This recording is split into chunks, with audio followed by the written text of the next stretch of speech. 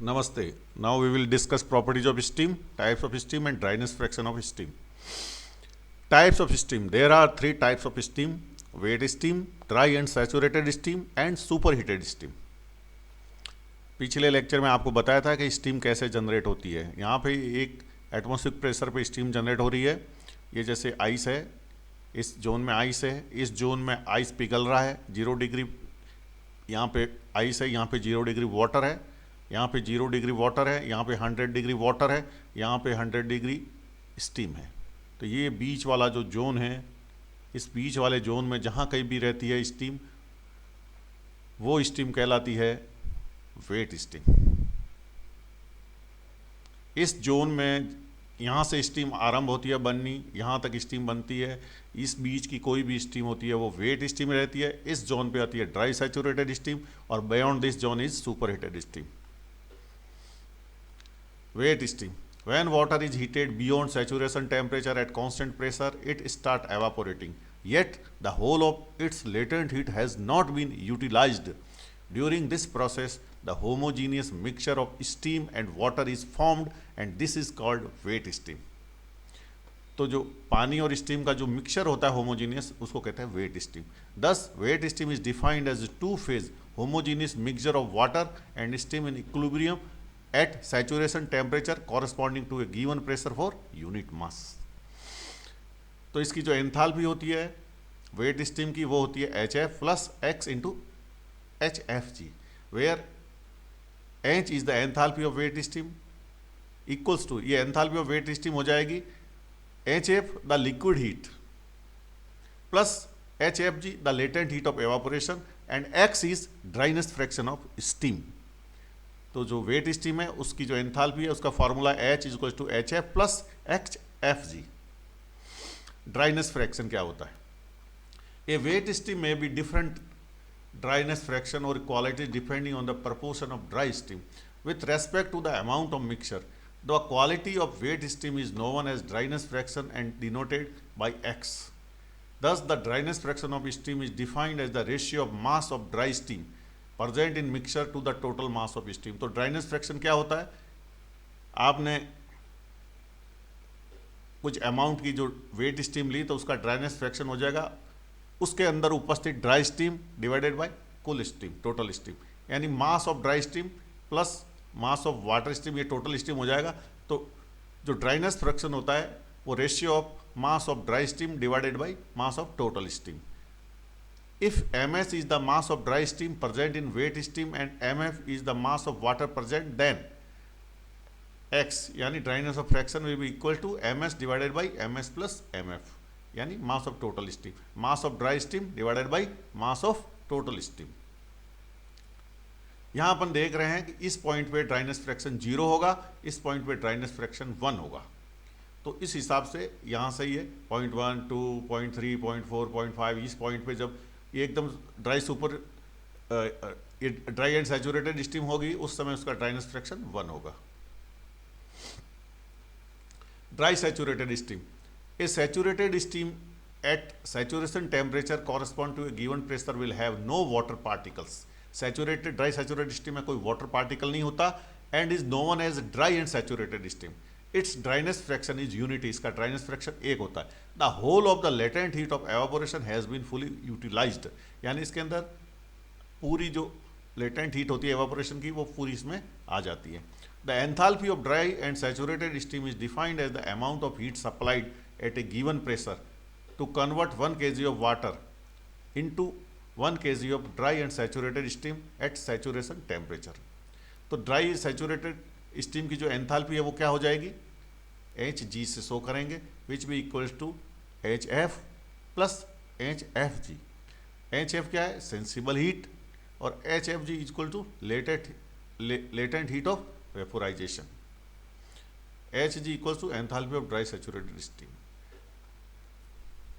यहाँ पे जो आपकी ये पॉइंट है, इस पॉइंट पे इसकी एनर्जी क्या हो जाएगी? इस पॉइंट पे जो हीट है प्लस ये लेटेंट हीट ऐड कर दो, वो हो जाएगी।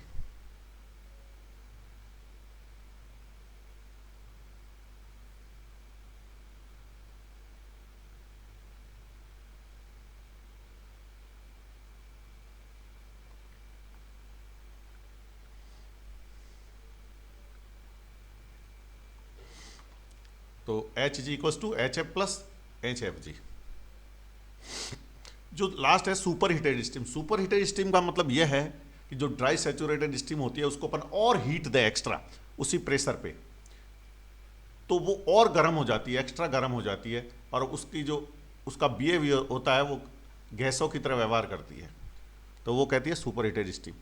For super heating the steam heat is to be added at constant pressure beyond saturation to increase its temperature. The enthalpy of superheated steam is defined as the amount of heat supplied at a given constant pressure to convert 1 kg of water at 0 degree centigrade into 1 kg of superheated steam and is denoted by H superheated। अगर 1 kilo 0 degree centigrade का पानी है आपके पास, तो उसमें क्या क्या heat देंगे अपन इसके अंदर उसकी जो टोटल उस सुपर हीटेड आपके पास जो स्टीम है उसकी जो टोटल एनर्जी या टोटल एंथैल्पी हो जाएगी वो H super heated is equals to H F plus H F G, यानी ये सेंसिबल हीट हो जाएगी, ये लेटेंट हीट हो जाएगी, और ये सुपर हीट हो जाएगी। Where C P S is the specific heat of super heated steam.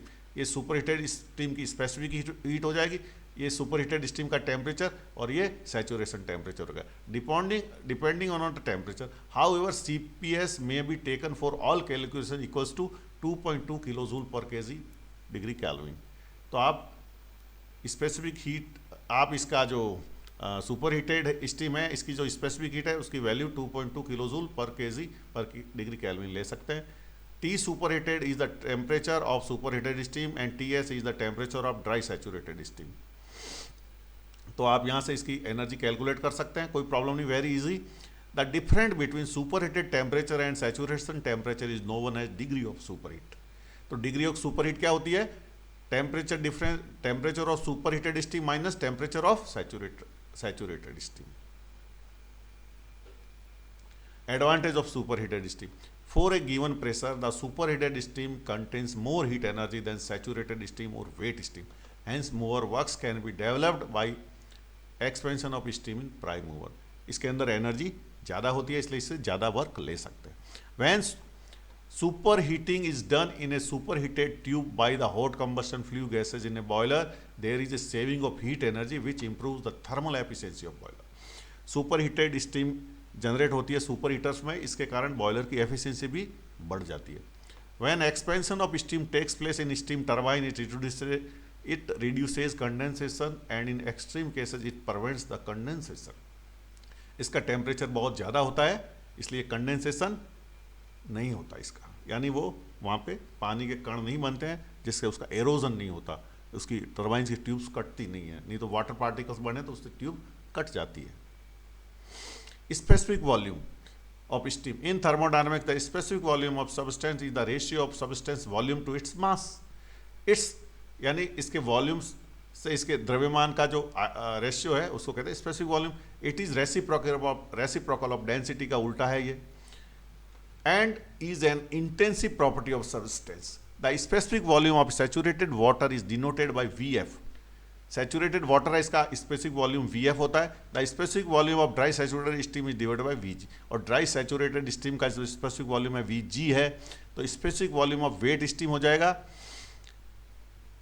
V minus X VG plus 1 minus X VF, यानी V equals to, since 1 minus X VF is very small it can be neglected, hence V is equal to X VG, where X is the dryness fraction. यहां पे ये equal है, this sign minus नहीं है, V equals to.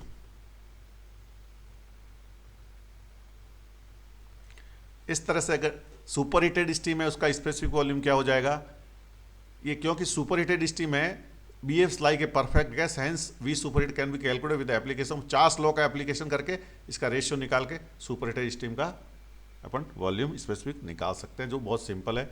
V super heated equal to VG divide by TS into T superheated। Thank you very much।